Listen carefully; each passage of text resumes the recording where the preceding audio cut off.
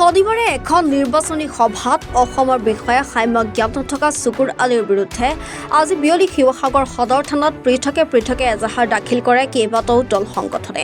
আহোম জনগোষ্ঠীক লৈ কুট মন্তব্য কৰা সন্দৰ্ভত চুকুৰ আলীৰ বিৰুদ্ধে শিৱসাগৰ থানাত এজাহাৰ দাখিল আটাছৰ শিৱসাগৰ জিলা সমিতিয়ে এই এজাহাৰ দাখিল কৰি শীঘ্ৰে চুকুৰ আলীক গ্ৰেপ্তাৰৰ দাবী জনায়। আনহাতে আহোম জনগোষ্ঠীক লৈ কুট মন্তব্য কৰা সন্দৰ্ভত চুকুৰ আলীৰ বিৰুদ্ধে শিৱসাগৰ থানাত আটাছৰ লগতে থলুৱা মুছলিম পৰিষদেও শিৱসাগৰ থানাত এজাহাৰ দাখিল কৰি চুকুৰ আলীক শীঘ্ৰে গ্ৰেপ্তাৰৰ দাবী জনায়। ইতিমধ্যে আমি আজি দুদিনৰ পূৰ্বে সংবাদ মাধ্যমৰ যোগেদি আমি চুকুৰ আলীৰ যি মন্তব্য আছিলে মন্তব্য আমি প্ৰত্যক্ষ কৰিছিলোঁ আৰু এই মন্তব্য আমি সম্পূৰ্ণৰূপে উজনি অসম থলুৱা মুছলিম পৰিষদৰ তৰফৰ পৰা আমি গৰিহণা দিছোঁ আৰু তীব্ৰ ভাষাৰে আমি তাৰ বিৰোধিতাও কৰিছোঁ।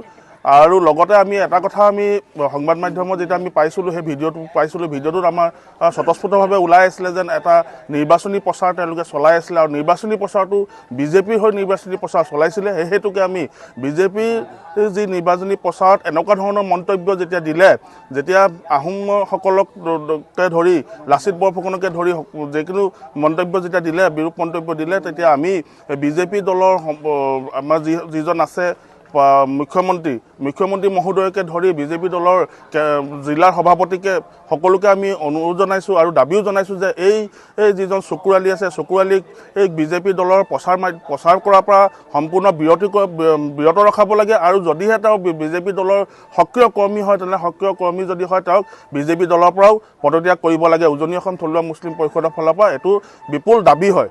আৰু লগতে আমি আজি শিৱসাগৰ জিলা সমিতিয়ে এই চুকুৰ আলীৰ বিৰুদ্ধে আমি এজাহাৰ দাখিল কৰিবলৈ আহিছোঁ সদৰ থানাত আৰু আমি উজনি অসমৰ সকলো জিলাতেই এই চুকুৰ আলীৰ প্ৰৱেশ নিষিদ্ধকৰণ কৰাৰ লগতেই আমি চুকুৰ আলীৰ বিৰুদ্ধে আমি সম্পূৰ্ণ প্ৰতিবাদী কাৰ্যসূচী ল'বলৈও বাধ্য হ'ম যদিহে চৰকাৰ প্ৰশাসন তথা জিলা প্ৰশাসনে যদি এই চুকুৰ আলীক যদি কৰায়ত্ব নকৰে।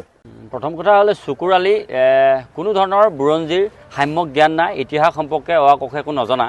এই চুকুৰ আলীয়ে এটা স্বাভিমানী জাতিক আক্ৰমণ কৰি উদ্দেশ্য প্ৰণোদিতভাৱে কথা ক'ব আৰু আমি টাইম ছাত্ৰ সন্থাই বহি থাকিম এইটো কোনো কাৰণতে সহজভাৱে মানি ল'ব নোৱাৰোঁ, এইটো কথা স্পষ্ট। আমি ইতিমধ্যে শিৱসাগৰ সদৰ থানাত শিৱসাগৰ জিলা সমিতি টাইম ছাত্ৰ সন্থা শিৱসাগৰ জিলা সমিতি ইতিমধ্যে আমি গোচৰ ৰুজু কৰিছোঁ যে তেওঁক অনতিপলমে গ্ৰেপ্তাৰ কৰি জেল হাজোতলৈ প্ৰেৰণ কৰিব লাগিব। আৰু ইতিমধ্যে আমি এটা কথা গম পাইছোঁ যে চুকুৰ আলীয়ে এই যিসমূহ কথা বতৰা আচলতে কৈছে যে ইতিমধ্যে লাচিত বৰফুকনক লৈ যি ধৰণৰ মন্তব্য প্ৰকাশ কৰিছে এই মন্তব্য কোনো কাৰণতে গ্ৰহণযোগ্য হ'ব নাই। লাচিত বৰফুকনে লবিৰ ৰাজনীতি কৰিছে বুলি কৈছিলে, আহোমসকলৰ কোনো ধৰণৰ অৱদান নাই বুলি কৈছে। আৰু আমি এটা কথা বিশ্বাস কৰোঁ যে চুকুৰ আলীৰ মগজৰ জোখেৰে তেওঁ এনেকুৱা ধৰণৰ কথাবোৰ কোৱা নাই বুলি আমি দৃঢ় বিশ্বাস কৰোঁ।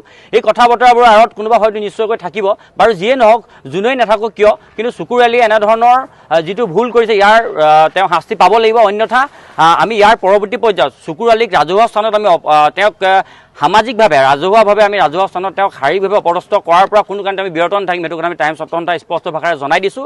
আৰু এটা কথা আমি শিৱসাগৰবাসীৰ ৰাইজে এটা কথা আমি শিৱসাগৰ সামাজিক অনুষ্ঠান প্ৰতিষ্ঠানলৈ আমি অনুৰোধ জনাইছোঁ যাতে কোনো কাৰণতে যে চুকুৰ আলীক এনেকুৱা সামাজিক অনুষ্ঠানলৈ যাতে নিমন্ত্ৰণ নজনায় আৰু চুকুৰ আলীয়ে যাতে উজনি অসমলৈ ভৰি দিয়াৰ আগতে যাতে 10 বাৰ চিন্তা কৰে, তাৰ কাৰণে চুকুৰ আলীক আমি সকনি প্ৰদান কৰিছোঁ।